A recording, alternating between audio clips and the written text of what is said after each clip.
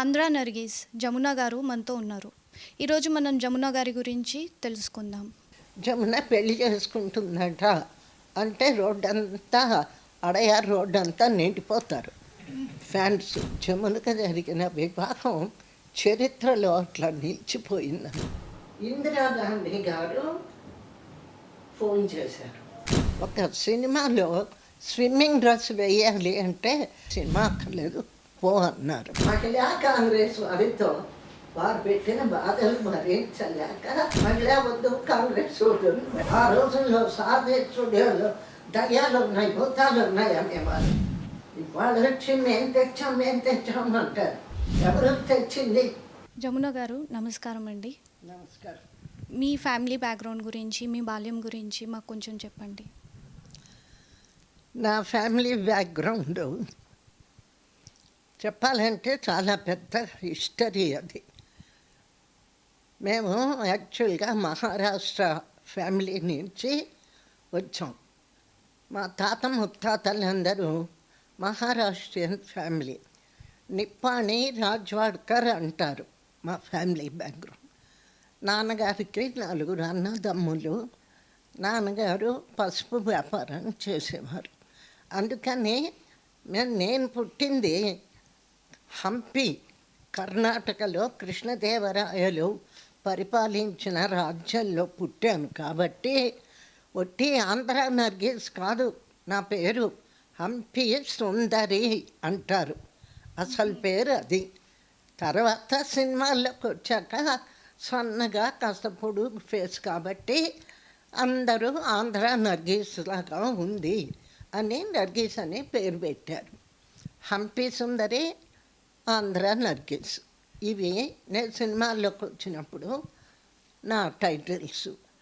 తర్వాత నాన్నగారు పసుపు పొగాకు ఎక్స్పోర్ట్ చేయడం కోసమని దుగ్గిరాల అనే గ్రామానికి వచ్చి మేము అక్కడ సెటిల్ అయ్యాం. అప్పటికి నాకు 6 7 ఏళ్ళు ఉంటాయి. నా బాల్యం అంతా అక్కడే గడిచిపోయింది. చిన్నప్పుడు అక్కడే చదువుకున్నా. నేను దుగ్గిరాలో వచ్చేటప్పటికి నాకు కన్నడం వచ్చు కానీ తెలుగు రాదు. అంతగా అక్కడి నుంచే తెలుగు భాష స్కూల్లో నేర్చుకున్నాను. తర్వాత ఎడ్యుకేషను ఆ రోజుల్లో చిన్న ఊరు కాబట్టి కాలేజీలు లేవు. అందువల్ల ఎస్ఎస్ఎల్సి అంటే మెట్రికులేషన్ వరకు చదువుకున్నా. కానీ చైల్డ్హుడ్లో మా అమ్మగారు, నాన్నగారు, నాకు తమ్ముడు ఉండేవాడు. మా అమ్మగారికి మంచి హరికథ ఆర్టిస్ట్ ఆవిడ.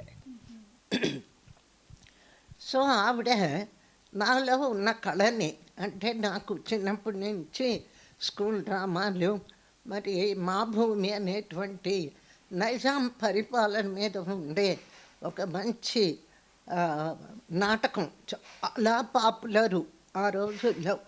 ఆ మా భూమి నాటకం, ఇట్లా అక్కడ స్కూల్ డ్రామాస్, మా భూమి డ్రామా, ఇలాంటివన్నీ చిన్నతనంలో యాక్ట్ చేస్తున్నా. అలా చిన్నప్పుడంతా బాల్యం అక్కడ గడిచింది. అదే టైంలో అప్పుడు 1952 52 డాక్టర్ రాజారావు గారు, గరికపాటి రాజారావు గారు అని, ఆయన పెద్ద గ్రేట్ ఫిలాంథ్రఫిస్టు, గొప్ప కళాకారుడు, కమ్యూనిస్టు నాయకుడు. సో ఆయన 1952లో పుట్టిల్లు అనేటువంటి ఒక సినిమా మొదలుపెడుతున్నారు. అప్పుడు ఆయన అందరినీ, కొత్త వాళ్ళని పరిచయం చేయాలని ఉద్దేశంతో ఆయన అందరినీ పంపించి వెతుకుతున్నారు. రాజారావు గారి పినతల్లి ఒక ఆమె మాకు చాలా, మా గురువు గారి చుట్టాలు. ఆవిడ అన్నది, అమ్మాయి జమున, నీకు ఇంత టాలెంట్ ఉంది, నువ్వు ఇంత చక్కగా యాక్ట్ చేస్తావు, పాడతావు, కాబట్టి మా రాజా సినిమా తీస్తున్నాడు, నీ పేరు చెప్తాను అని చెప్పి వెళ్ళి నిజంగానే ఆ ముసలమ్మ చెప్పేసింది. ఒరే రాజా, దుగ్గిరాల్లో జమున అని ఒక అమ్మాయి ఉంది, మన హీరోయిన్ వేషానికి బాగుంటుంది, చాలా బాగా పాడుతుంది, వెరీ గుడ్ టాలెంటెడ్ ఆర్టిస్టు, నువ్వు ఒకసారి చూడరా అంది. అంటే నిజంగానే పాపం ఆయన ఆ ముసలమ్మకి ఎంత గౌరవం ఇచ్చి ఒక మనిషిని దుగ్గిరాలు పంపించి నా ఫోటోలు అంటే అప్పటికి మేకప్ లేదు ఏం లేదు, ఊరికే ఇట్లాగే ఓ పిలక జడ వేసుకొని ఉన్న 2 ఫోటోలు తీసుకొని రాజారావు గారికి పంపించాను. సో ఆ ఫోటోలు బిఎన్ రెడ్డి అని ఒక కెమెరామెన్ బాంబే, ఆయన అప్పటికే బైజుబావరావు సినిమా తీసి has become very very popular cameraman. ఆయనకి పంపుతూనే ఆ ఫోటోలు చూసి రాజారావు గారికి టెలిగ్రామ్ ఇచ్చారు. Book her immediately as a heroine, she looks like ఏ నర్గీస్ అని చెప్పి ఆయన టెలిగ్రామ్ ఇస్తూనే అప్పుడు రాజారావు గారు మళ్ళీ నాన్నగారిని నన్ను మెడ్రాస్ పంపించారు. ఈ టైం లోపల ఏమైంది, ఆ ఫోటోలు వచ్చే లోపల రామానంద్, బివి రామానంద్ అనేటువంటి ఒక ప్రొడ్యూసరు, ఆయన చాలా పిక్చర్లు తీశాడు పాతవి. ఆయనకి తెలిసింది, ఆయన ఇక్కడికి దుగ్గిరాలకు వచ్చి జై వీర భేతాళ అని ఒక జానపద చిత్రం, దానికి హీరోయిన్గా బుక్ చేశారు. అందులో హీరో ఎవరు అంటే గుమ్మడి గారు, దాని పేరు జై వీర భేతాళ. కానీ ఇక్కడ చిన్న క్లాష్ ఏంటి అంటే ఫస్ట్ రాజారావు గారు బుక్ చేయలేదు, ఫోటోలు పంపించారు, ఓకే అంటున్నారు. ఈ లోపల ఈయన కాల్ షీట్లు తీసుకొని షూటింగ్ కూడా మొదలుపెట్టేశారు. ఎప్పుడు 5 రోజులు, ఆ రోజులంతా రాత్రిపూట షూటింగ్. సో అది 5 రోజులు అయిపోయింది. మళ్ళీ ఇక మేము దుగ్గిరాలు వెళ్ళిపోదాము అని చెప్పేసి అనుకున్నాము. వెళ్ళిపోయాం కూడా. వెళ్ళిన తర్వాత అప్పుడు రాజారావు గారు ఆయన కోపం వచ్చి నేను బుక్ చేయబోతుంటే మీరేదో జానపదంలో యాక్ట్ చేశారు అని నన్ను అప్పుడు బుక్ చేయలే. తర్వాత నేను వచ్చాక మళ్ళీ ఆయనే కబురు పంపి పుట్టిల్లు చిత్రంలో హీరోయిన్గా బుక్ చేశారు. అది ఫస్ట్ 1952, 1952లో మొట్టమొదటి సినిమా పుట్టిల్లు చిత్రం. ఎందుకంటే పుట్టిల్లు రిలీజ్ అయ్యింది, ఆడింది, కాబట్టి అది నా ఫస్ట్ పిక్చర్ కింద లెక్క. సావిత్రి గారు మిమ్మల్ని ఇంట్రొడ్యూస్ చేశారు అని టాక్ ఉంది ఇంటర్నెట్లో, దీని మీద మీ అభిప్రాయం? అమ్మా, ఈ ఇంటర్నెట్లో ఎవరు పెడతారో కానీ నేను ఎప్పుడూ చూడను, నాకు తెలియదు. అంతా రాంగ్ ఇన్ఫర్మేషన్. సరైన ఇన్ఫర్మేషన్ నువ్వు అంటుంటే ఆశ్చర్యం కలుగుతుంది. Savitri she's not a producer, she's only ఒక ఆర్టిస్టు. ఆవిడ నన్ను సినిమాలకు పరిచయం చేయడం ఏమిటి? అసలు ఎంత రాంగ్! ఒక సీనియర్ ఆర్టిస్ట్ గురించి ముందు వెనక తెలుసుకోకుండా ఈ ఇంటర్నెట్లో ఎవరు పెడుతున్నారు? ఏ మాత్రం ఆఫ్ నాలెడ్జ్ ఒక ఆర్టిస్ట్ గురించి పెట్టేటప్పుడు వాళ్ళ గురించి సంపూర్ణంగా ఇంటర్నెట్లో చూడడం కాదు, సినిమా వాళ్ళను, ఏ పత్రిక వాళ్ళను, పురాతన పేపర్ వాళ్ళను, ప్రెస్లోనో, బయోడాటాలో ఇట్లాంటివి తెప్పించుకొని చూసి అప్పుడు ఇన్ఫర్మేషన్ కరెక్ట్గా ఇవ్వాలి. ఎందుకంటే ఈ ఇంటర్నెట్లో అభిమానులు పెడతారు, వాళ్ళకి హాఫ్ నాలెడ్జ్. అందులో ఇప్పుడు యంగర్ జనరేషన్కి మాలాంటి సీనియర్ కళాకారుల గురించి అంతగా నాలెడ్జ్ లేదు, ఖచ్చితంగా చెప్తాను. ఎక్కడో కొంతమంది పిల్లలు, ముఖ్యంగా అమెరికాలో ఉండే పిల్లలు పాత సినిమాలు ఎక్కువ చూస్తారు. ఇప్పుడిప్పుడే కొంచెం యంగర్ జనరేషన్లో ఒక మార్పు వచ్చింది. వాళ్ళు కూడా పాత సినిమాలు చూడడం మొదలుపెట్టారు. కాబట్టి who is Jamuna, who is Anjali, who is Bhanumathi, who is Savitri అనేది కొంత తెలుస్తుంది. బికాజ్ ఈ ఓల్డ్ పిక్చర్స్ వాచ్ చేస్తున్నా. కానీ పర్సనల్ లైఫ్ ఫస్ట్ పాయింట్, ఈ కాలం పిల్లలకి ఏంటంటే పూర్తిగా తెలుగు రాకపోవడం, ఇంగ్లీషు నాలెడ్జ్ దాంతో ఏమవుతుంది, వాళ్ళకి పూర్తిగా అవగాహన కానీ, పూర్తిగా ఆ, ఆ, సమాచారం కానీ లేదు. దాంతో ఎవరికి తోచింది వాళ్ళు ఇంటర్నెట్లో పెట్టడం, పంపించేయడం. సావిత్రి కూడా అలాగనే నాకంటే ఒక సంవత్సరం ముందు సినిమాల్లోకి వచ్చింది అంతే. అంతేగాని షీఈ్ నాట్ ఏ ప్రొడ్యూసర్. ఆ అమ్మాయి నన్ను ఏం బుక్ చేయలేదు. ఆ అమ్మాయి ఎంకరేజ్ చేయడం ఏమిటి? అది ఇదంతా రాంగ్ ఇన్ఫర్మేషన్. ఓకే. దీన్ని బట్టి మాకు అర్థమైన విషయం ఏంటంటే సావిత్రి గారు మిమ్మల్ని ఇంట్రొడ్యూస్ చేయలేదు. మేడం, మీ ఫస్ట్ మూవీ ఇంట్రొడక్షన్ గురించి చెప్పండి. చెప్పాను కదా, ఫస్ట్ వీరభేతాళ, నైట్ కాల్ షీట్స్. అది మాత్రం థ్రిల్లింగ్ ఎక్స్పీరియన్స్. ఎందుకంటే పల్లెటూళ్ళల్లో మామూలుగా 8 గంటలకు భోజనం చేసేసి 8 గంటలకు పడుకునే అలవాటు. అక్కడ రాత్రి 9 గంటల నుంచి తెల్లవారే వరకు షూటింగ్ అయ్యేది. ఆ సెట్ల మీదే షార్ట్ అయిపోతూనే కుర్చీలో వచ్చి కూర్చోవడం, మా అమ్మగారి ఒళ్ళో ఇలా పడుకొని నిద్రపోయేదాన్ని. పల్లెటూరు కదా, బాగా అలవాట్లేదు. చిన్నదాన్ని, వయసు కూడా 15 ఏళ్ళు, 16 ఏళ్ళకే వచ్చేసాను సినిమాలోకి. సో మళ్ళీ ఆ డైరెక్టర్ రెడీ అన్న తర్వాత, షార్ట్ రెడీ అయ్యాక మా అమ్మగారు లేపడం, చెంప మీద కొట్టి, ఆ మేకప్ అతను వచ్చి వెట్ క్లాత్ పెట్టి కళ్ళకంతా తుడవడం తడిగుడ్డతో తుడిస్తే అప్పుడు మెలకు వచ్చేది. మళ్ళీ యాక్టింగ్ విషయంలో అస్సలు భయపడలేదు. గ్లిజరైన్ లేకుండా యాక్ట్ చేశాను 7 సీన్లు. అదేమిటో మరి ఆ మూడ్లోకి వెళ్ళిపోయేదాన్నో ఏమిటో, సీనియర్ ఆర్టిస్ట్ లాగా యాక్ట్ చేశాను. ఇక షూటింగ్ తెల్లవారి 6 గంటల వరకు అయ్యేది. అయిన తర్వాత ఇంటికి వస్తే ఇక పడుకొని తిండి లేదు, తిప్పలేదు. మళ్ళీ సాయంత్రం 6 గంటల వరకు పడుకొని ఉండేది. అన్నం మా అమ్మగారు కలిపి నిద్ర లేపి నోట్లో పెడితే తినేదాన్నట్ట. అది ఫస్ట్ ఎక్స్పీరియన్స్. మీరు ఎన్టీఆర్ గారితో, ఏఎన్ఆర్ గారితో ఎన్నో మూవీస్ చేశారు. వాళ్ళతో యాక్ట్ చేసేటప్పుడు మీ అనుభవం ఏంటి? ఎలా ఫీల్ అయ్యేవాళ్ళు? మా సినిమా పరిశ్రమకి ఎన్టీ రామారావు, ఏ నాగేశ్వరరావు వీళ్ళిద్దరూ కూడా చాలా సీనియర్ మోస్ట్ ఆర్టిస్టులు. మా పరిశ్రమకి 2 కళ్ళ లాంటి వారు. మరి వాళ్ళ పక్కన ఆ రోజుల్లో మేమంతా నటించడం అంటే అదొక అదృష్టంగా మేము భావించేవాళ్ళం ఎక్కువగాను.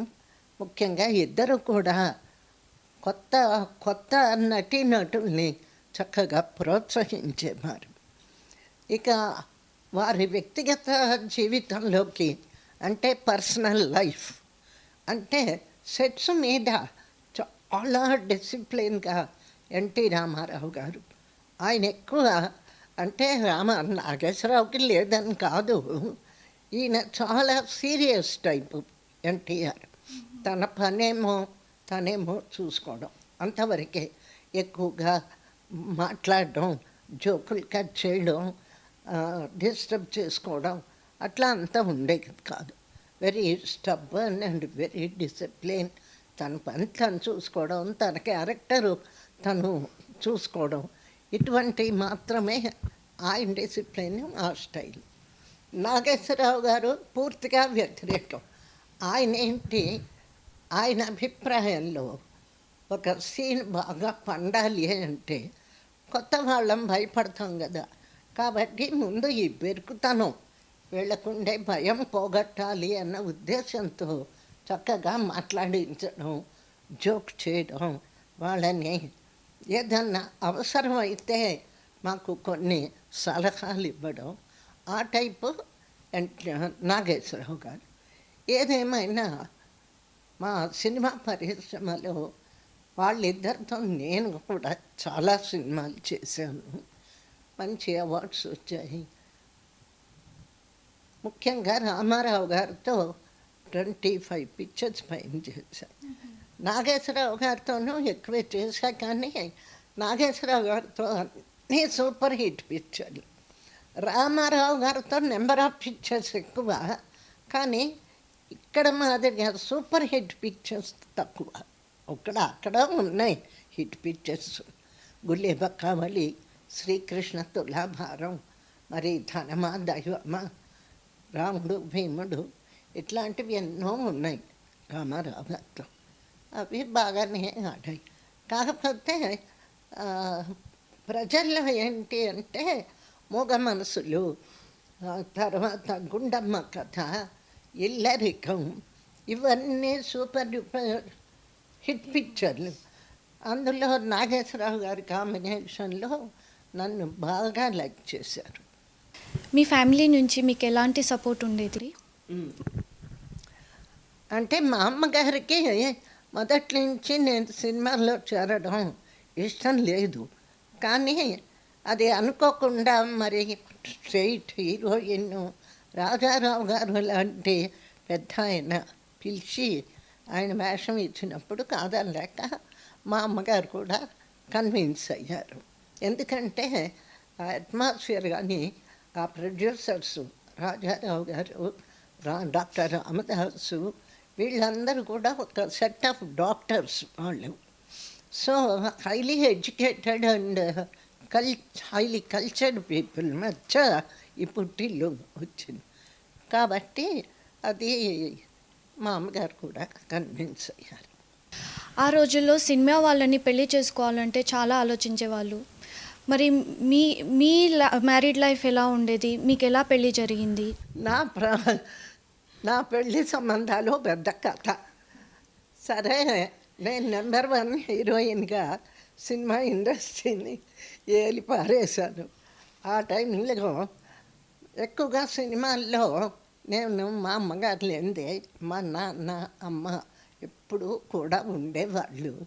తర్వాత క్యారెక్టర్ సెలక్షన్స్, మంచి వేషాలు, ఏదో డబ్బు కోసమని ఏ వేషం వస్తే ఆ వేషం వేయడం అట్లాంటివి ఏమీ ఉండేవి కాదు.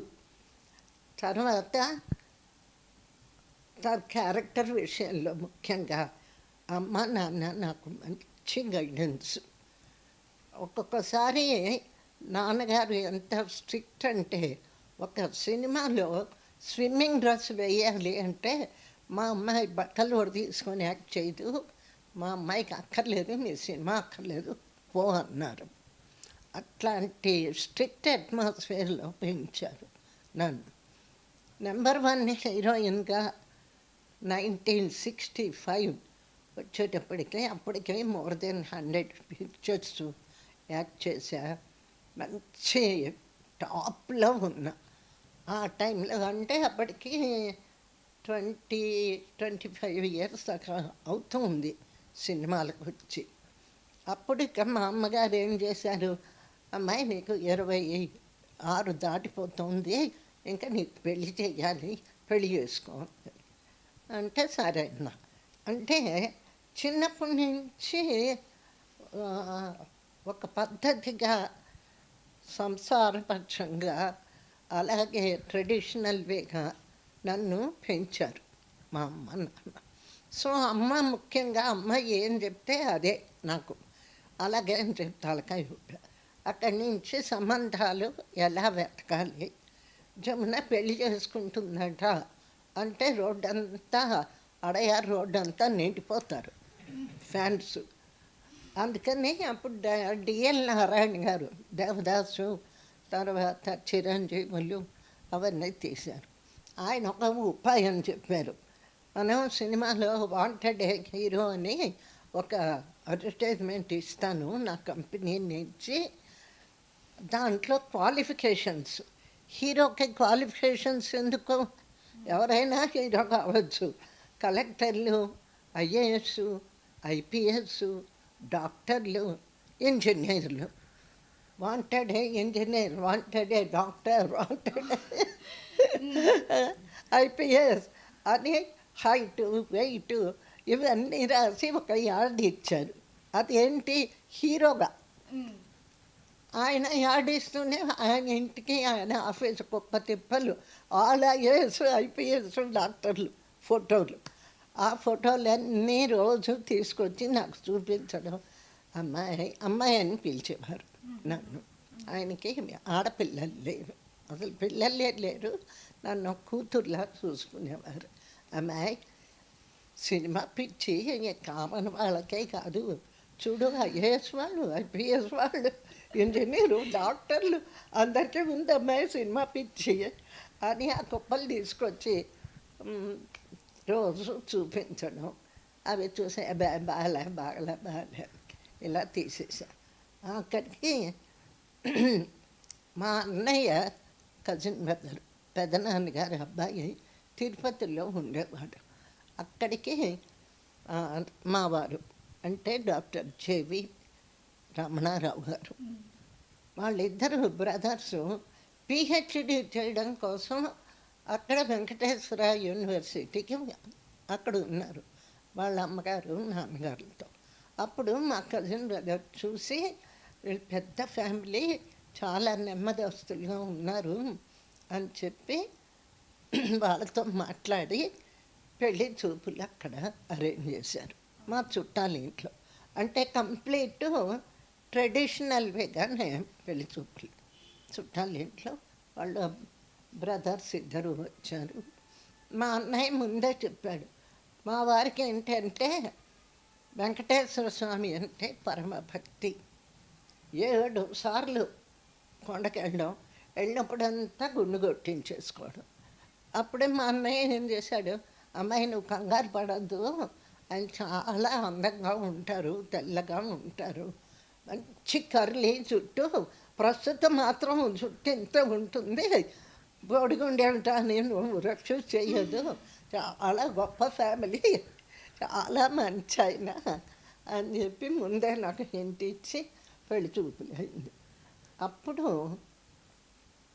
నాకు అప్పుడేంటి, మా అమ్మగారు అడిగారు, ఏమ్మా బాగున్నారా అబ్బాయి అంటే, ఏమోనమ్మా నా అంత అందంగా కనిపించలేదే అని.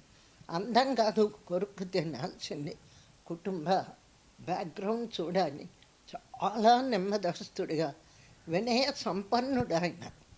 అంతటి వారు నీ కోపాన్ని భరించగలరమ్మా అని. నేను చిన్నప్పుడు కాస్త కోపంగానే ఉండేదాన్ని. అంటే పెద్దలు వాళ్ళ ఎనాలిసిస్, ఒక మనిషిని చూస్తూనే వీళ్ళని ఎనాలైజ్ చేయగలరు. అది చెప్పారు మా అమ్మ. నా మాట విను, ఎస్ చెప్పు, ఏమ్మా అబ్బాయికి ఏమైంది, అందంగా ఉన్నాడు, తెల్లగా ఉన్నాడు, మంచి కుటుంబం. అంటే నాకు 4 బావగారులు, 2 మరుదులు, 3 ఆడపడుచులు, మొత్తం 7 మంది. ఆ ఫ్యామిలీలో 4 ఆయన అమ్మగారు. సో మా అమ్మగారు చెప్పారు. తర్వాత తిరుపతిలో చాలా గొప్పగా నభూతో న భవిష్యతి అంటారు, కొండ మీద జమునకు జరిగిన వివాహం చరిత్రలో అట్లా నిలిచిపోయిందన్నమాట. ఇప్పటికీ కొండ మీద వెళ్తే ఆ పాత తరం పురోహితులు వాళ్ళు, అమ్మ మీ పెళ్ళి తర్వాత ఇక్కడ అట్లాంటి పెళ్ళి ఎవరిది కాలేదమ్మా అని. ఏదేమైనా చాలా అదృష్టవంతురాలి. మ్యారేజ్ లైఫ్లో చాలా వ్యక్తిత్వం, చాలా గొప్ప ఆదర్శవంతమైన భర్త రమణరావు గారు. పెళ్ళి ఫిక్స్ అయిన తర్వాత నేను మా వాళ్ళందరం కలిసి బీచ్కి వెళ్ళాం. అప్పుడు నేను అడిగా, ఏమండి మరి పెళ్ళయ్యాక సినిమాల్లో యాక్ట్ చేయమంటారా, మానేయమంటారా? మీరు మానేయమంటే మానేస్తా అని చెప్పి అంటే అని అప్పుడు మాట అన్నా, పెళ్ళయ్యాక యాక్ట్ చేస్తే మన ఇద్దరి మధ్య ఏ విధమైన మిస్అండర్స్టాండింగ్స్ రాకూడదు. అట్లా అయితేనే నేను యాక్ట్ చేసిన అంటే తప్పకుండా చెయ్యి, it is a god's gift అన్నారు. అంత గొప్ప వ్యక్తి, అంత గొప్ప భర్త నాకు. అప్పో ఎన్ని పెళ్ళైన తర్వాత 2 పిల్లలు పుట్టాక కూడా సినిమాలు యాక్ట్ చేస్తూనే ఉన్నా. ఒకటే అన్నారు, నీ ఇష్టం వచ్చిన వాళ్ళే యాక్ట్ చెయ్యి, నీకు బోర్ కొట్టినప్పుడు మానేయండి. అట్లాగే నిజంగా ఫ్యామిలీ లైఫ్లో ఇప్పటికి కూడా అందరూ అంటారు, జమున గారు అదృష్టవంతులు. అంత గొప్ప భర్త, అంత దైవాంశ సంభూతులు ఆయన. ఎంత మంచి మనిషి. అందరూ కూడా ఇప్పటికీ జమున నీ ఫ్యామిలీ లైఫ్లో నీ పూర్వజన్మ సుకృతం, అటువంటి గొప్ప అటువంటి మంచి భర్త దొరకడం. అందులో బయట వాళ్ళు, నాకు ఒక కాన్సెప్ట్ ఉంది. సామాన్యంగా సినిమా ఆర్టిస్టులు ఎందుకన్నా వాళ్ళ సైకాలజీ నాకు తెలియదు. సినిమాల్లో ఉన్నాం కాబట్టి సినిమాలో ఉండే అతన్నే పెళ్ళి చేసుకోవాలి అని ఒక థాట్ ఉండేది. నా ఒక్కదానికి మాత్రం ఎందుకు చేసుకోవాలి, ఏం బయట వాళ్ళని చేసుకోకూడదా, చేసుకోరా అని చెప్పేసి మొత్తానికి నేను బయట ఫస్ట్ నేను చేసుకున్నా ప్రొఫెసర్గా. అంటే నెక్స్ట్ పద్మిని, నేను, బి సరోజాదేవి, ఎల్ విజయలక్ష్మి, మేమంతా ఇప్పుడు అందరూ యంగర్ జనరేషన్ ఇంజనీర్స్ డాక్టర్స్ని చేసుకుంటున్నారు. ఆ రోజుల్లో బయట వాళ్ళని చేసుకోవడం అనేది రేర్. ఫస్ట్ నేనన్నమాట. పద్మిని, నేను, బి సరోజ, ఎల్ విజయలక్ష్మి. ఆ తరంలో. ఇప్పుడు ఈ తరంలో కొంతమంది బయట వాళ్ళని చేసుకుని దే ఆర్ హ్యాపీ విత్. అంతేకాదు, ఇప్పుడు ఒక చిన్న మార్పు ఏంటంటే, మెచ్చుకోదగ్గ మార్పు. ఈ మధ్య హీరో హీరోయిన్స్లు అటు నార్త్లో కానీ ఇటు సౌత్లో కానీ చేసుకుంటున్నారు. They are happy with children. చాలా వరకు సక్సెస్ఫుల్ ఫ్యామిలీ లైఫే ఉంది. కొంచెం మా తరం కంటే మా నెక్స్ట్ తరం వాళ్ళు, ఎస్పెషల్లీ బాంబే వాళ్ళు, ఇప్పుడు మాధురి దీక్షిత్ అని, కాజల్ అని, వీళ్ళందరూ బాగున్నారు. అప్పుడెప్పుడు కొంతమంది ఏవో కొన్ని సంఘటనలతో పాత తరంలో ఉన్నాయి. ఇప్పటికి కూడా విడిపోవడాలు, డైవర్సులు అవి ఇవి ఉన్నా దానికంటే ఫ్యామిలీ లైఫ్కి ఇంపార్టెన్స్ ఇచ్చే ఆర్టిస్టులు ఎక్కువ వస్తున్నారు. మీకు 2 పిల్లలు కదా, మరి వాళ్ళు సినిమా ఫీల్డ్లో ఎందుకు రాలేదు? అబ్బాయి అమెరికాలో senior professor, San Francisco university. అమ్మాయి స్రవంతి నాతో ఉంటుంది. ఆ అమ్మాయి కూడా ఒక కొడుకు, వంశీ కూడా ఒక కొడుకు. స్రవంతి కూడా చాలా అందంగా ఉంటుంది. కానీ చెప్పాను కదా, ఈ రోజుల్లో సినిమాల్లో పెద్దగా టాలెంట్ అవసరం లేదు. అందువల్ల తనకు కూడా సినిమా మీద ఇంట్రెస్ట్ లేక ప్రస్తుతం మంచి ఆర్టిస్టు, అంటే పెయింటింగ్ ఆర్టిస్ట్గా చాలా రకరకాల మరి అబ్స్ట్రాక్ట్ పెయింటింగ్స్ దాని మీద ఎక్స్పెరిమెంటల్ చేస్తుంది. మొన్న ఈ మధ్యనే త్వమేవాహం అని చెప్పి దాని మీద ఒక పెద్ద కాన్సెప్ట్ చాలా బ్యూటిఫుల్గా ప్రజెంట్ చేసింది. త్వమేవాహంలో తను అబ్స్ట్రాక్ట్ పెయింటింగ్, రంగులకి భావాలకి ఉండేటువంటి సంబంధం ఏమిటి, నవరసాలు అబ్స్ట్రాక్ట్లో చూపించవచ్చు అన్న దీని మీద చక్కటి కాన్సెప్ట్తో చాలా మంచి పేరు తెచ్చుకుంది. I'm proud of my daughter, I'm proud of my son also. ఇంకో కొడుకు, ఆయనకో కొడుకు. వంశీ అమెరికాలో బాగా well settled, they are happy. పాపేమో నాకు తల్లి కాబట్టి ఓల్డ్ ఏజ్లో ఉన్నాను కాబట్టి మరి తను she's taking care of me. నా మనోడు ఆయన కూడా మంచి పెయింటరు. మీరు రిటైర్మెంట్ ఎప్పుడు తీసుకున్నారు, దాని గురించి చెప్పండి. రిటైర్మెంట్ అంటే లాస్ట్ మీకు గుర్తు లేదు, ఎందుకంటే 1983లో పాలిటిక్స్లోకి రావాల్సి వచ్చింది. 78 వరకు నేను చాలా సినిమాల్లో యాక్ట్ చేశాను. పాప 80లో పుట్టినప్పుడు, 81 కాదు, పాప పుట్టిన తర్వాత స్లోగా పిక్చర్స్ తగ్గించేశాను. 83లో తెలుగుదేశం అధికారంలోకి వచ్చాక అప్పుడు కాంగ్రెస్ పార్టీ అపోజిషన్లో ఉంది. ఆ టైంలో రాజశేఖర్ ఇందిరాగాంధీ గారు ఎందుకు నన్ను పాలిటిక్స్లోకి పిలిచారు అంటే, ముఖ్యంగా నేను హైదరాబాదు షిఫ్ట్ అయ్యాను. ఎప్పుడు 1972 ఇక్కడ రావడానికి కారణం ఫస్ట్ వెదర్. హైదరాబాదు వెదర్ అంటే చాలా ఇష్టం. ఎందుకంటే అసలు హైదరాబాదులో సినిమా పరిశ్రమ అంటూ వచ్చింది మామూలంగా. ఫస్ట్ హైదరాబాదులో సినిమా studio, first studio Sarathi studio. First సినిమా Maa Inti Mahalakshmi. First heroine Jamuna, first hero Gummadi, first director Ramanaidu, first producer Gangadhararao. ఇవాళ వచ్చి మేము తెచ్చామంటారు.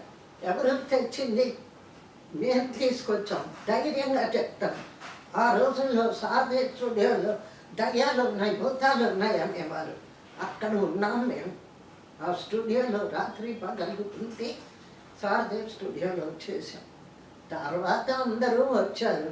వచ్చి మా వల్లే వచ్చింది పరిశ్రమ. వాళ్ళ వల్ల కాదు. వాళ్ళు స్వార్థంతో గవర్నమెంట్ నుంచి భూములు తీసుకొని స్టూడియోలు కట్టుకున్నారు. కష్టపడింది మేము. హైదరాబాద్ నగరానికి సినిమా పరిశ్రమ తెచ్చింది మేము. అట్లాంటిది ఇవాళ ఏమిటో కోతలకు వస్తున్నారు. ఓకే, అది కానివ్వండి. ఏదైనా అప్పటి నుంచి నాకు హైదరాబాద్ అంటే ఇష్టం. ఫస్ట్ చక్కటి వెదరు, చెమట పట్టదు, మంచి చల్లగా ఉండేది. మాకు చెన్నైలో చెమటలు కారిపోతాయి, సీ కోస్ట్ కదా. అదొక కారణం. రెండోది, మరి నా భర్త రమణరావు గారు, ఆయన ఉస్మానియా యూనివర్సిటీ ప్రొఫెసర్ కాబట్టి అప్పటికే నాకు వంశీ పుట్టాడు. సరే, ఎప్పటికైనా మన రాష్ట్రం, మన ఆంధ్రుల రాజధాని అన్న అభిమానంతో నేను అక్కడ ఉన్న ప్రాపర్టీలు అమ్మేసి హైదరాబాదు 1972 షిఫ్ట్ అయిపోయాను.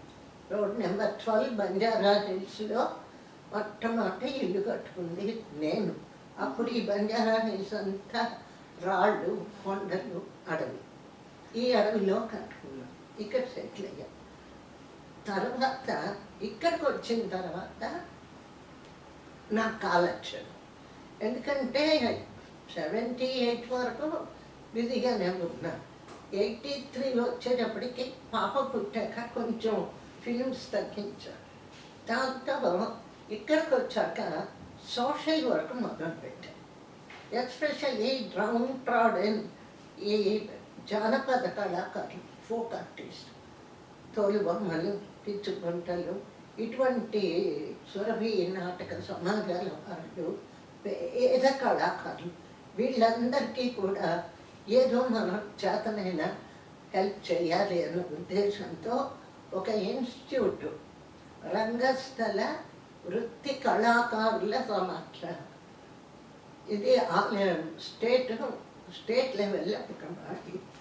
ఇది professional artist, AP professional theatre artist federation అని ఒకటి పెట్టి, దాని ద్వారా మొత్తం రాష్ట్రం అంతా, అటు విజయనగరం దగ్గర నుంచి ఇటు తెలంగాణ దగ్గర నుంచి 10,000 మంది కళాకారుల్ని గ్యాదర్ చేసి వాళ్ళ కష్టాలన్నీ ప్రభుత్వానికి చెప్పి, వాళ్ళకి ఇలా పట్టాలు, పెన్షన్స్, వాళ్ళకి బ్యాంక్ నుంచి లోన్స్, ఇలాగ పెద్ద సోషల్ వర్క్.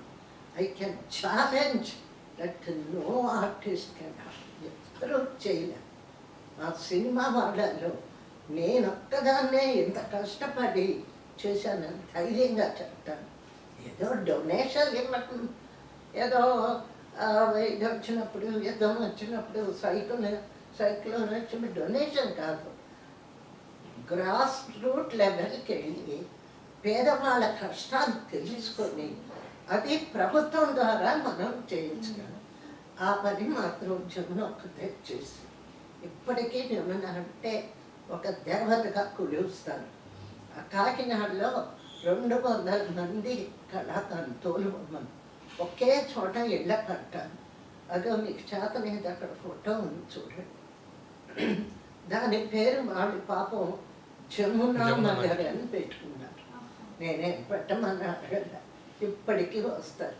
అట్లా ఈ సోషల్ వర్క్, అలాగే ఇక్కడ కల్చరల్ ఆర్గనైజేషన్స్ వాళ్ళు ఎక్కువగా పిలుస్తుంటే వాళ్ళు పాపం పిలిచారు కదా యంగర్ జనరేషన్ అని. ఇట్లాగా మొత్తానికి 78లో నాకు మరుపురానటువంటి ఒక మధురమైన గుర్తింపు ఏమిటి అంటే, సినిమా పరిశ్రమలో 25 సంవత్సరాలు ఏకధాటిగా కథానాయికగా నటించింది ఒక జమున.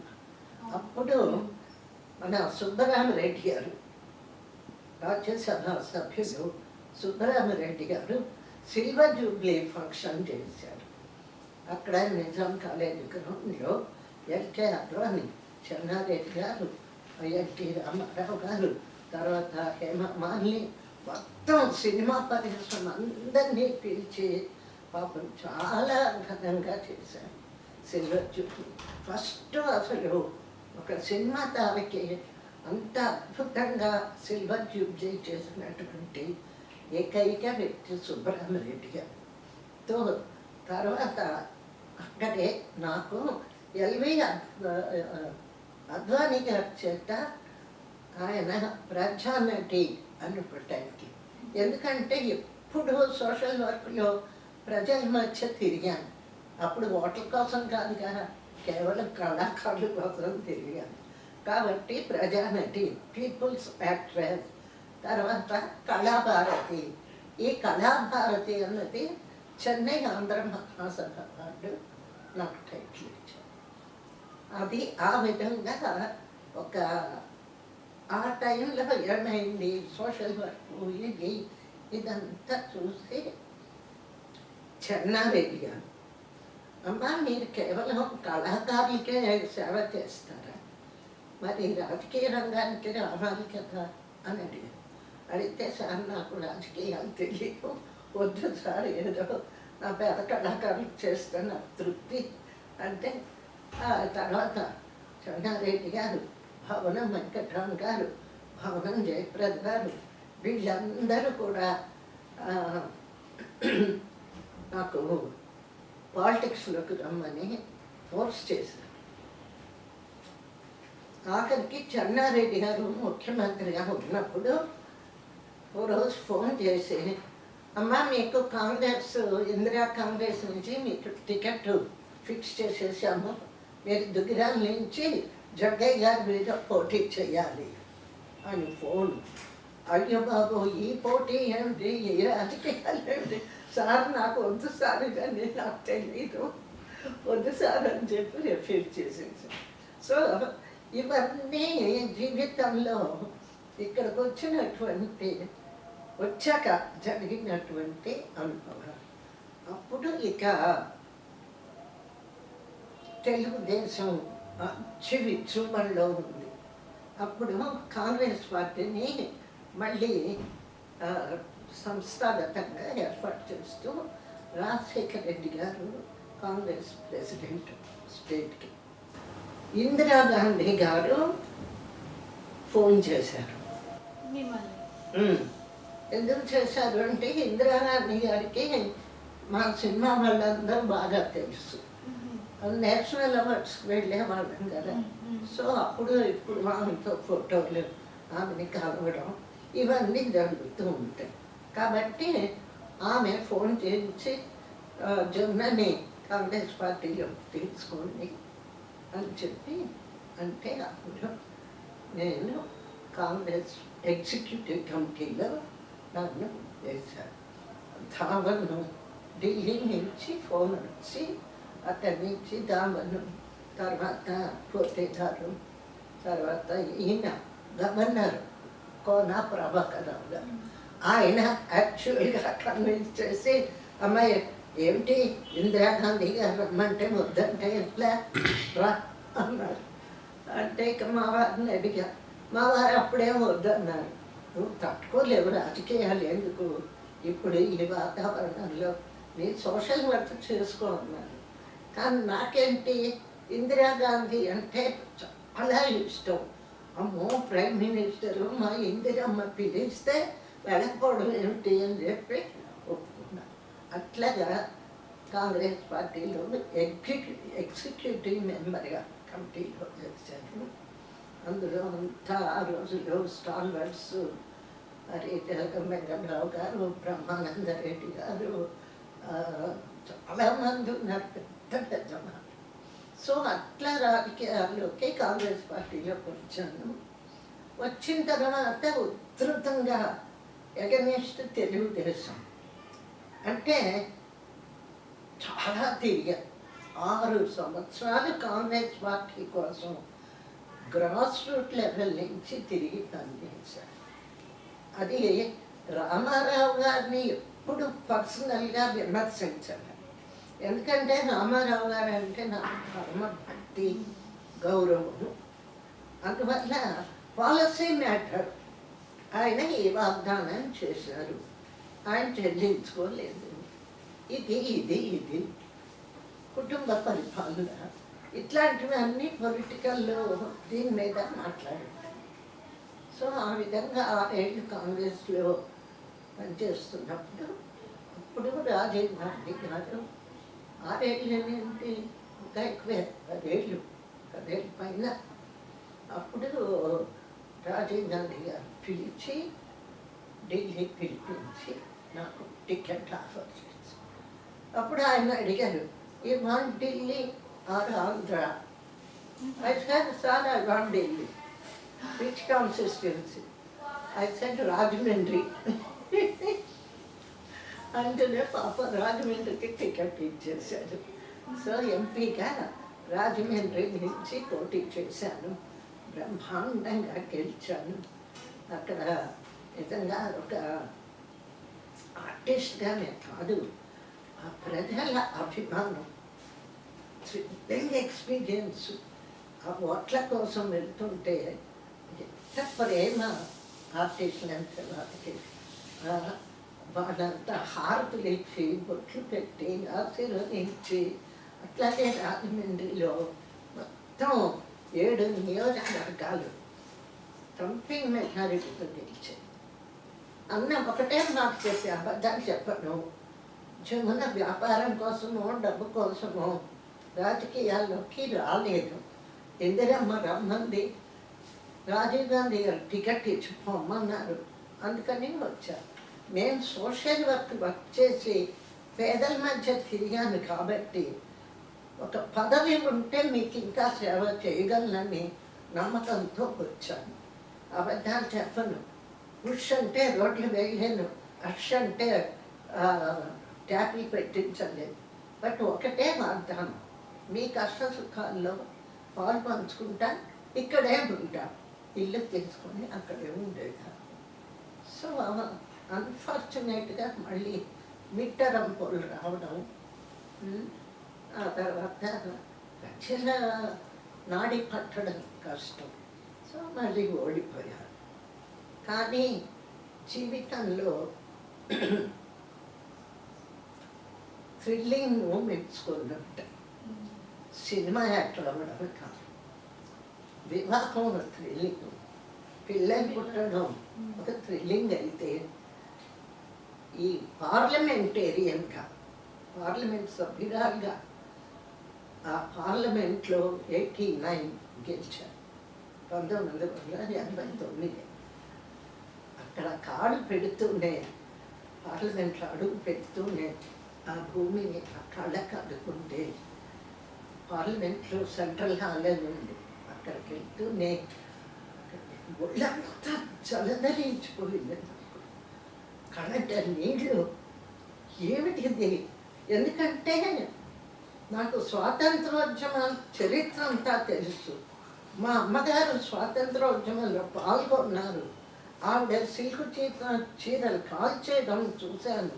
మహాత్మా గాంధీని 10 ఏళ్ల వయస్సులో మా నాన్నగారు తెనాలి తీసుకెళ్ళి వీటి మీద ఎక్కించుకొని మహాత్మా గాంధీని చూశాను. అటువంటి గాంధీ గారి ఫోటోలు అవన్నీ ఆ పార్లమెంట్ అమ్మ జన్మ ధన్యమైంది. ఎంత గొప్ప థ్రిల్లింగ్ ఇది. ఇటువంటి దేశ స్వాతంత్రం కోసం ఇటువంటి మహనీయులందరూ ప్రాణాలు అర్పించారే, అటువంటి చోటికి నన్ను తీసుకొచ్చాడు ఆ భగవంతుడు. సత్యసాయి బాబా ఆశీర్వదించారు. స్వామి నాకు చేతనైనంత వరకు చక్కగా మాట్లాడే శక్తి ఇవ్వు, ప్రజల కోసం ఈ సేవ చేసే అవకాశం ఇచ్చాం, దాన్ని ఉపయోగించుకునే శక్తి ఇవ్వు అని చెప్పి ప్రార్థన చేసుకోండి. సెంట్రల్ హార్ట్కి అదొక లైఫ్లో మర్చిపోలేనటువంటి సంఘటన. సరే పార్లమెంటేరియన్గా కూడా ఏవో కొన్ని క్వశ్చన్స్ అవి వేయడం 2-3 సార్లు I'm able to talk about some subjects. ఒకటి అట్రాసిటీస్ ఆన్ ఉమెన్, అదొకటి తాగుడు మీద, 2-3 సబ్జెక్ట్స్. మీరు హైదరాబాద్కి ట్రాన్స్ఫర్ అయ్యాక మీరు సోషల్ వర్కర్ అని చెప్పుకున్నారు. మీరు యాజ్ ఎ సోషల్ వర్కర్ ఏమేం చేశారు? నియోజకవర్గానికి అంటే అక్కడ ఏదో టెలిఫోన్ ఎక్స్చేంజ్ ఏదో ఒక మెయిన్ బిల్డింగ్ ఉంటుండేది, అది షిఫ్ట్ చేశారు కాకినాడకి. అది ఒక పెద్ద ఇష్యూ అయిపోయింది. సో దాన్ని ఆపగలిగాను. తర్వాత నేను ఉన్నదే రెండు సంవత్సరాలు కదా, నాట్ ఆఫ్ ప్రాబ్లమ్స్ అంటే అన్నీ ఒక్కసారి చేయలేము. ఏదో చేతనైనంత వరకు చేయడం. ఆ తర్వాత రాజమండ్రి దగ్గర కలెక్టర్ని పట్టుకొని అక్కడ అవుట్స్కట్స్లో ఏదో సిటీ అని చెప్పి అదొకటి, ఎందుకంటే వీళ్ళందరూ గోదావరి ఒడ్డున గుడిసెలు వేసుకొని ఉండారు. వాళ్ళందరినీ షిఫ్ట్ చేసి ఇంకో చోట పెట్టించడం చేశాను చేతనైనంత. కాంగ్రెస్ ఎంపీగా వచ్చిన మీరు బీజేపీకి ఎందుకు వెళ్ళారండి మళ్ళీ? సరే రాజమండ్రిలో ఓడిపోయిన తర్వాత నేను మనకెందుకులే ఇది, తర్వాత ఒక్కటి మాత్రం గర్వంగా చెప్తాం, అవినీతి అని ఈ రోజున మన మోడీ గారు ప్రధానమంత్రి చెప్తున్నారు. ఒక పొలిటీషియన్గా, ఒక ఆర్టిస్ట్గా ఏ రోజున అవినీతి నచ్చింది, మచ్చలేని రాజకీయ నాయకురాలుగానే నేను రిటైర్ అయిపోయాను. ఇక ఈ కాంగ్రెస్లో నేను ఎంపీగా ఓడిపోయాక ఇంటికి వచ్చేసాను. వచ్చిన తర్వాత అప్పుడు మళ్ళీ గిరిజా వ్యాస్ గారు ఫోన్ చేసి మహిళా కాంగ్రెస్ అధ్యక్షురాలుగా నన్ను నామినేట్ చేసి పంపించారు. కానీ విచిత్రమైన అనుభవం ఏమిటి అంటే, వందల మంది, లక్షల మంది ప్రజానీకం, కొన్ని వందల మంది ఉద్దండులైనటువంటి రాజకీయ నాయకుల మధ్య నేను 10 సంవత్సరాలు నెట్టుకు రాగలిగాను. గౌరవం ఇచ్చాను, వారి ద్వారా గౌరవం పొందాను. కానీ ఒక్క 11 నెలల్లో మహిళా కాంగ్రెస్ వారితో వారు పెట్టిన బాధలు భరించలేక పారిపోయి రిసిగ్నేషన్ ఇచ్చి మహిళా వద్దు కాంగ్రెస్ వద్దని బయటకు వచ్చేసాను. అది నా రాజకీయ జీవితం. ఆ తర్వాత మళ్ళీ బీజేపీలోకి ఎందుకు వచ్చాను అంటే పెద్ద గ్యాప్ వచ్చేసింది. తర్వాత వాజ్పేయి గారు ప్రధాని అయ్యాక పార్టీ కోసం అని కాదు నేను వెళ్ళింది, కేవలం వాజ్పేయి గారి గురించి. ఇప్పుడు కేంద్ర మంత్రి దత్తాత్రేయ గారి ఇంటికి వెళ్ళి, సార్ నేను బీజేపీలో చేరతాను, ఎందుకంటే వాజ్పేయి గారు లాంటి మహా వ్యక్తి ప్రధాని అయ్యారు, అటువంటి వారికి మాలాంటి వారు సహకరిస్తే బాగుంటుంది అని ఆయన చేతికి రాఖీ కట్టి రాఖీ పండగ అంటే పాపం ఆయన చాలా సంతోషించారు. ఆ విధంగా బీజేపీలో చేరాను. తర్వాత వాజ్పేయి మన దత్తాత్రేయ గారికి ఒక 5-6 మందికి బీజేపీ తరఫున క్యాన్వాస్ చేశాను, వాళ్ళు గెలిచారు కూడా. సో ఆ విధంగా బీజేపీలోకి వచ్చాను. ఇక తర్వాత ఈ మార్పులు ప్రస్తుత రాజకీయాలు అవి చూసిన తర్వాత ఇప్పుడు అంతా డబ్బు రాజకీయం, డబ్బు ఖర్చు పెట్టు కోట్లు సంపాదించు. సరే బాబు, మన ఒంటికి ఈ రాజకీయాలు పడవు కాబట్టి రాజకీయాలకు కూడా దూరం అయిపోయి ఎక్కడికి. మీరు సినీ జీవితం చూశారు, ఇంకా రాజకీయ జీవితం కూడా చూశారు. ఏ జీవితం బాగా నచ్చింది మీకు? నాకు సినిమానే నచ్చుతుంది. రాజకీయాల్లో సినిమాలో యాక్టింగ్ చేసేటప్పుడు మంచి పాత్రలు వచ్చినప్పుడు లీనమై నటించినప్పుడు మాకు ఆనందాన్ని ఇచ్చేది. ఈ రాజకీయాల్లో అంటే బాగా కుళ్ళు రాజకీయాలు ప్రస్తుతం. ఇక్కడ జలసీలు చాలా నాలాంటి వాళ్ళు స్ట్రైట్ ఫార్వర్డ్గా ఉండేవాళ్ళు దీంట్లో ఎమర్లేరు. డబ్బు రాజకీయం, డబ్బు సంపాదించుకోవడం, ఖర్చు పెట్టడం, మళ్ళీ పదవులు తెచ్చుకోవడం. కేవలం పదవీ కాంక్ష, డబ్బు కాంక్ష ఉండేవాళ్ళే ప్రస్తుతం రాజకీయాల్లో ఫిట్ అవుతారు. నాలాంటి వాళ్ళు కాదు. కాబట్టి బాయ్ బాయ్. ఈ కాలం ఆర్టిస్ట్కి మీరు ఇచ్చే మెసేజ్ ఏంటి? ఈ తరం నటీనటులు మంచి వాళ్ళే వస్తున్నారు, టాలెంటెడ్ పీపుల్ ఉన్నారు. కానీ వాళ్ళ టాలెంట్ని బాగా బయటికి తీసుకొచ్చేటువంటి చిత్రాలు కానీ పాత్రలు కానీ వాళ్ళకి దొరకని ఉన్నారు మంచి ఆర్టిస్టులు. అంతా కమర్షియలైజ్ అయిపోతుంది కాబట్టి ఎక్కడ పట్టుమని ఒక 10 డైలాగులు, లాంగ్ డైలాగులు చెప్పేటువంటి సన్నివేశం లేదు కదా. ఆ రోజుల్లో ఎన్టీ రామారావు గారు 3 పేజీల డైలాగులు అట్లా ఒక్కసారి చూస్తే టక్కున కెమెరా ముందు టేక్ ఓకే చేశారు. అటువంటి సన్నివేశాలు లేవు, అటువంటి ఆర్టిస్టులు కూడా. కాకపోతే కొంతమంది మంచి అవుట్ ఆఫ్ 200 తెలుగు మూవీ ఏదో 4-5 మంచిగా వస్తుంది. ముందు కాలం చిత్రాల్లో హీరో హీరోయిన్స్ మంచి నీట్ డ్రెస్సింగ్తో ఉండేవాళ్ళు, కానీ ఈ కాలం చిత్రంలో ఇట్స్ కంప్లీట్లీ రివీలింగ్ క్లోజ్ వేసుకుంటున్నారు. దీని మీద మీ అభిప్రాయం ఏంటి? ఒక సీనియర్ ఆర్టిస్ట్గా అంటే మా నిర్మాతలు ఎందుకయ్యా అంత మిడ్డీస్ వేసుకోవడం, వెస్ట్రన్ స్టైల్ మీద ఎందుకు ఎత్తుకున్నారు? మన సంస్కృతి సాంప్రదాయాలు ఇప్పుడు వచ్చే హీరోయిన్స్ కొందరు అమ్మాయిలు మరి వెస్ట్రన్ స్టైలు చూపిస్తే కానీ, ఆడదాన్ని అనాటమీ చూపిస్తే కానీ హిట్ అవ్వదు అని చెప్పేసి ఆ నిర్మాతలకి ఒక విధమైన ఒక ఆలోచన వచ్చింది. హాలీవుడ్ సినిమాలు చూడడం లేదా, మరి ఇదేది బాంబే సినిమాలు చూడడం లేదా అనేటువంటి భావన. అది చూపిస్తేనే హిట్ అవుతుంది. ఎన్ని హిట్ అవుతున్నాయి? పైగా ఇవాళ సినిమా చూస్తే అన్నీ ఒకే రకం. లవ్ సీన్ ఉంది. పూర్వం లవ్ సీన్ అంటే ఎట్లా ఉండేది? ఒక హీరో హీరోయిన్ ఎక్కడంలో చక్కగా వాడుకోవడం, అది చేసుకోవడం, ఇట్లాంటివి ఉత్తరమ్మ అట్లా ఉంటుంది. ఇప్పుడు అంటే హీరో హీరోయిన్ లవ్ సీన్ అంటారు, వరకేమో 200 మంది డాన్సర్లు కుప్పిగంతులు పెడుతుంటారు. ఇది ఇప్పుడు ట్రెండ్. దీనివల్ల ప్రేక్షకులు కాసేపు ఏదో ఆనందించుకొని తర్వాత అసలు ఆ సీన్ మర్చిపోతారు, ఆ పాట మర్చిపోతారు.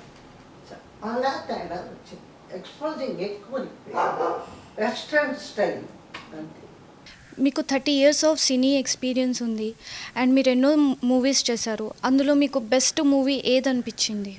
అవి చాలా ఉన్నాయమ్మా. దేనికి ప్రత్యేకం.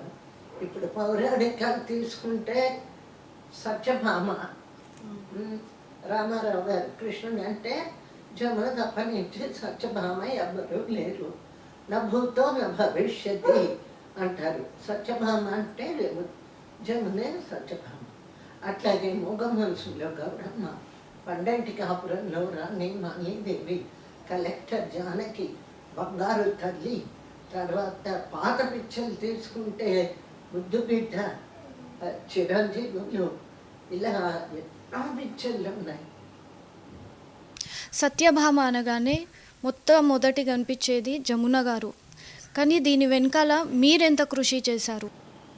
సత్యభామ అంటే నువ్వు చెప్పినట్టుగా ప్రజల్లో ఎన్టీ రామారావు కృష్ణుడు ఎలా ముద్రపడిపోయారు. సత్యభామ అంటే జమునే, అపర సత్యభామ అంటారు. అది నిజంగా నా అదృష్టం క్యారెక్టర్ వేయడం. అంత బాగా ప్రజా హృదయాల్లో ఇప్పటికీ జమునే సత్యభామ అంటున్నారు అంటే దాని వెనక చాలా కృషి ఉంది. మామూలుగా ఏదో సెట్ మీదకి వెళ్ళి 4 వాళ్ళు ఇచ్చిన డైలాగులు ముక్కు మీద పెట్టుకొని చెప్పడం కాదు. ఆ రోజుల్లో నిర్మాతలు ఒక మంచి పని చేసేవారు. మొత్తం ఫిలిం స్క్రిప్ట్ అంతా ఇచ్చేవారు. అందరి డైలాగ్ ఫుల్ స్క్రిప్ట్ ఎంత ఉండేది. ఆ స్క్రిప్ట్ అంతా కూడా రాబోయే సీన్ ఏమిటి, అంతకుముందు ఏం చేశాము, రాత్రి తల కింద పెట్టుకొని పడుకున్నాం. అట్లాగే సత్యభామ క్యారెక్టర్కి నిజంగా మాట్లాడితే అది నా ఒరిజినల్ పర్ఫార్మెన్స్. ఇందులో ఎవరిని కాపీ కొట్టలేదు. అంతకుముందే ఎందరో చేశారు. కానీ బహుశా ఎందుకు అంత సక్సెస్ అయింది, ఎందుకు నాకు అంత బాగా సూట్ అయింది ఆ క్యారెక్టరు, ఎక్కడ ఆర్టిఫిషియల్ యాక్టింగ్ లేదు, కులుకులు లేవు. అసలు వసుధ ఫస్ట్ నా ముఖంలోనే ఆ రాజస్వం, ఆ సత్యభామకు ఉండేటువంటి ప్రౌడ్నెస్, ఆ అందం, ఇవన్నీ కూడా నా ముఖంలో ఉన్నాయి కాబోలు. అందుకే అంత బాగా సూట్ అయ్యాను. అందుకే ఆ చెయ్యి ఇట్లా అన్నా కూడా జనం అప్రిషియేట్ చేశారు. అంతేకాకుండా ఆ వేషం వేసినప్పుడు పద్యాలు, పాటలు ఇవన్నీ కూడా ఇంచుమించు దాదాపు 60-70 ఏళ్ల కిందట పద్మశ్రీ స్థానం నరసింహారావు గారు యాక్ట్ చేశారు. ఇంచుమించు అవే నాటకం మాదిరిగానే వాటినే ఫాలో అయ్యారు. రాగాలు కానీ పద్యాలు కానీ ఇవన్నీ కూడా నేను మిల్లన్ షూటింగ్ అవుతూ ఉండే ఎక్కడ గోదావరి ఒడ్డున. అప్పుడు టేప్ రికార్డర్లు రికార్డ్ చేసుకొని సాయంత్రం అవుతూనే టేప్ రికార్డర్ ఆన్ చేసి పగలంతా హిందీ షూటింగ్, సాయంత్రం రూమ్కి వస్తూనే మేనగాలగలడ అద్దం ముందు నిల్చొని పద్యాలు, పాట, ఎప్పుడెప్పుడు చెయ్యి ఇట్లా అనాలి, ఎప్పుడు ఇట్లా అనాలి, ఎప్పుడు నడుము చెయ్యి పెట్టుకోవాలి, ఇట్లా డీటెయిల్గా అద్దం ముందు చిన్న పిల్లలాగా ప్రాక్టీస్ చేసి, అందుకే కష్టే ఫలి అన్నారు. అందుకే ఆ వేషం అంత బాగా ప్రజా హృదయంలో ఉండిపోయింది. తర్వాత ముఖ్యంగా మేరదాలగడ్డ పాట, ఆ పాటకి ఎంత అద్భుతంగా పాడిందో సుశీల. ఆ సుశీల సగం ప్రాణం పోస్తే మిగతా సగం ప్రాణం నేను పోసాను. అందుకనే ఆ వేషం అట్లా ఉండిపోయింది. కష్టే పడింది. నరేంద్ర మోడీ గారు తీసుకున్న డెసిషన్ వల్ల లైక్ 500,000 నోట్లు రద్దు చేస్తున్నందువలన దీనివల్ల మనకి ఎలాంటి లాభాలు ఉన్నాయి, మన ప్రజలు ఎలాంటి కష్టాలు పడుతున్నారు, మీ అభిప్రాయం ఏంటి? ప్రధానమంత్రి dynamic leader of India Narendra Modi గారు తీసుకున్నది చాలా అద్భుతమైనటువంటి స్టెప్పు. ఈ నల్లధనాన్ని బయటికి తీసిన రోజునే మన దేశం బాగుపడుతుంది. నిరుపేదలు భాగ్యవంతులు కాలేకపోయినా కనీసం వారు కష్టాల్లో నుంచి బయటపడే అవకాశం చాలా ఎక్కువగా ఉంది. చాలా డ్రాస్టిక్ స్టెప్, బోల్డ్ స్టెప్ తీసుకున్నారు నరేంద్ర మోడీ గారు. కాకపోతే ప్రస్తుతం ఈ రద్దు వల్ల 1000 రూపాయలు, 500 నల్లధనాన్ని సంపాదించినటువంటి వారు ఎట్లాగా వాళ్ళు ఇబ్బందులు పడుతూ ఉంటారు. కానీ వాళ్ళతో పాటు పాపం పేదవాళ్ళు కూడా, రిక్షా వాళ్ళు, మధ్యతరగతి వాళ్ళు అంతకంటే తక్కువ వాళ్ళు రోజు కూరగాయలు అమ్ముకునేటువంటి వ్యక్తులు రోజు 100 రూపాయలు సంపాదించుకునేటువంటి పేదవారు మాత్రం చాలా ఇబ్బందులకి లోనవుతున్నారు. పేదవారే కాదు, మధ్యతరగతి వారు. నా వరకు నేనే ఎన్నో ఇబ్బందులు ఎదుర్కొంటున్నాను. ముఖ్యంగా 1000 రూపాయలు 2000 నోట్లు ఇచ్చారు. 1000 రూపాయలే తీసుకోలేకపోతుంటే 2000 నోటుకి చిల్లర ఎక్కడి నుంచి దొరుకుతుంది. దీనికి ఒకటే మార్గం, వీలైనంత త్వరగా మోడీ గారు అక్కడి నుంచి మరి 100 రూపాయల కట్టలు బ్యాంకుకి పంపిస్తే అప్పుడు చిల్లర డబ్బులు అందరి చేతుల్లో ఉంటాయి. దినసరి ఖర్చులకి కాస్త వెలుసుబాటు కలుగుతుందని ఆశిస్తున్నా. మూగ మనసులు చిత్రం గురించి వివరించి చెప్పండి. మూగ మనసులు చిత్రం గురించి చెప్పాలంటే గౌరీ పాత్ర లేకపోతే మాత్రం మూగ మనసులు చూడటం చాలా కష్టం. అంత హెవీ సబ్జెక్టు. గౌరీని తీసి పక్కన పెడితే మూగ మనసులు ఎవరు చూడరు. అటువంటి చిత్రానికి జీవం ఇచ్చింది గౌరీ పాత్ర. ఆ పాత్రని మలిచినటువంటి కవి గారు కానీ, ఆదుర్తి సుబ్బారావు గారు డైరెక్షన్, ఆ ప్రజెంటేషన్ కానీ, ఆ భాష కానీ, ఇవన్నీ భాష వచ్చేటప్పటికి నాకు కొంచెం ఇబ్బంది కలిగేది. ఎందుకంటే అది గోదావరి భాష. ఏందమామో ఎట్టా అట్టా అర్థంగా కొబ్బరి చెట్టు మీద తెల్లకాకి ఇట్లాంటి భాష మాట్లాడాను. నాకేమో భాష రాదు.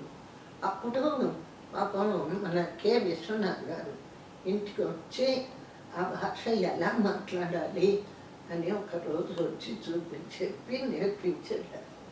ఆ తర్వాత ఆ భాష అర్థమైంది. అయ్య బాబోయ్, కొబ్బరి చెట్టు మీద తెల్లకాకి ఏంది మా కాస్తకొస్తా ఉందేంటి ఈపు ఎక్కడున్నారుంది. సరేనండి, థ్యాంక్ యూ సో మచ్. మీ టైంని ఇంత బాగా స్పెండ్ చేశారు. ఇది నా జీవితంలోనే the best moment of my life అయిపోతుంది. ఎందుకంటే నేను కలలో కూడా అనుకోలేదండి నేను మిమ్మల్ని కలుస్తానని. Really it's a very beautiful moment for me. Sitting with you and talking this way is really a wonderful moment for me. Thank you so much. Thank you అమ్మ. బాగా చేసావు, కానీ ఇంకా తెలుగు బాగా నేర్చుకో. అది థ్యాంక్ యూ వెరీ